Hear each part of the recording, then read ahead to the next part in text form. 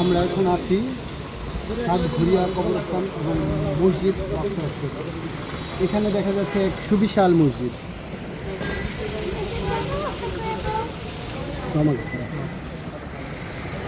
এক সুবিশাল মসজিদ এবং মসজিদের সামনে এক বিস্তর এরিয়া, যেখানে সুন্দর গাছ লাগানো হয়েছে, বসার স্থান রাখা হয়েছে।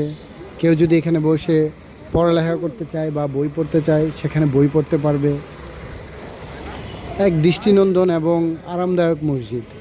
এই ছায়ার মধ্যে বসে মুসল্লিরা ঘন্টার পর ঘন্টা চাইলে ইবাদত বন্দেগীতে থাকতে পারবে। এখানটায় আছে ওয়াশরুম এবং অফিস রুম, জেনারেটর রুম, এবং মসজিদের এই পাশটায় মহিলাদের নামাজের ব্যবস্থা আছে। এই দোতলায় মহিলা নামাজ পড়তে পারে। আমরা অনেক সময়ই দেখা গেছে দুইজন নামাজ পড়তে যাই, কোনো জায়গায় শপিংয়ে যাই বা বেড়াতে যাই, ছেলে মানুষ নামাজ পড়তে পারে কিন্তু মেয়েরা নামাজ পড়তে পারে না। তো এই মসজিদে এই ব্যবস্থাটা আছে, মহিলাদের নামাজের একটা খুব সুন্দর ব্যবস্থা রাখা হয়েছে। চলুন আমরা সাতঘরিয়া মসজিদের ভিতরের পরিবেশটা একটু দেখি।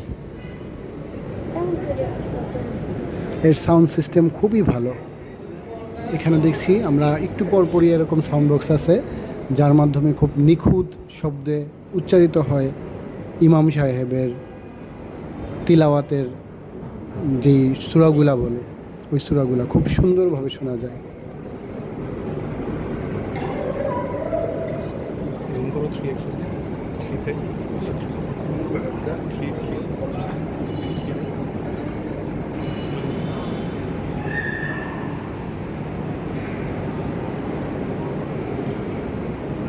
আমি যেটা বলেছিলাম যে নামাজের ব্যবস্থা আছে মহিলাদের, এই যে আমাদের দেখা যায় মহিলাদের খুব বেশি নামাজের জায়গা লাগে না। এই যে দোতলা বলতে কি, এটা আপনি 1.5 তলা ধরতে পারেন। এইখানে নামাজের ব্যবস্থা আছে মহিলাদের, প্রচুর পরিমাণ মহিলা এখানে নামাজ পড়তে পারে।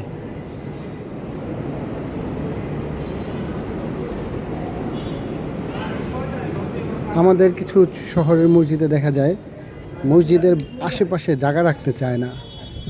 মসজিদের আশেপাশে জায়গা না রাখলে কিন্তু মসজিদের সৌন্দর্যটা বাড়ে না।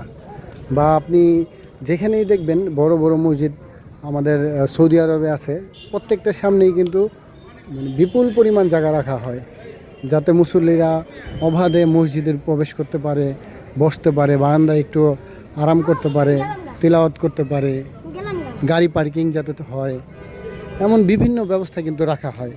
কিন্তু আমাদের শহরের কিছু মসজিদে আমরা দেখেছি যে তারা রাখতে চায় না জায়গা। এটা হয়তো আমি মনে করি যে যারা মসজিদের কমিটিতে সংযুক্ত থাকেন, প্রত্যেকেরই উচিত এই ধরনের মসজিদগুলো একটু দেখা এবং এইরকম স্পেস রেখে মসজিদগুলো করা। সাতঘরিয়া কবরস্থান ইসলামিয়া মাদ্রাসা, এখানে একটা অত্যন্ত ছোট মাদ্রাসা আছে,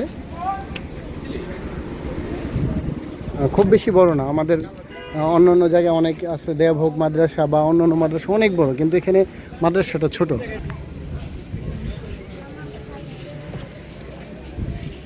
সাতঘরিয়া কবরস্থান ইসলামিয়া মাদ্রাসার এই কবরস্থানটা একটু আমরা দেখি।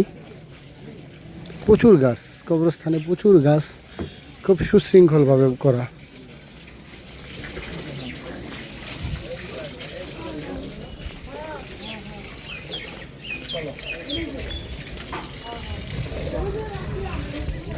সাতঘরিয়া কবরস্থানে মাটি ভরাট ও সংস্কার এর কাজ করেছিল কিছু।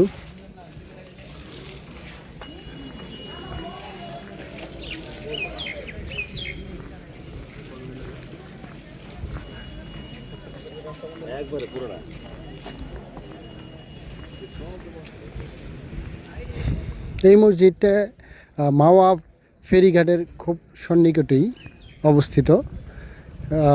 যারা মাওয়া ফেরিঘাটে বা মাওয়া পদ্মা সেতু দেখতে আসেন, তারা এখানে নামাজ পড়তে পারবেন। আপনাদের পরিবারের মহিলা সদস্যদেরও নামাজের ব্যবস্থা আছে।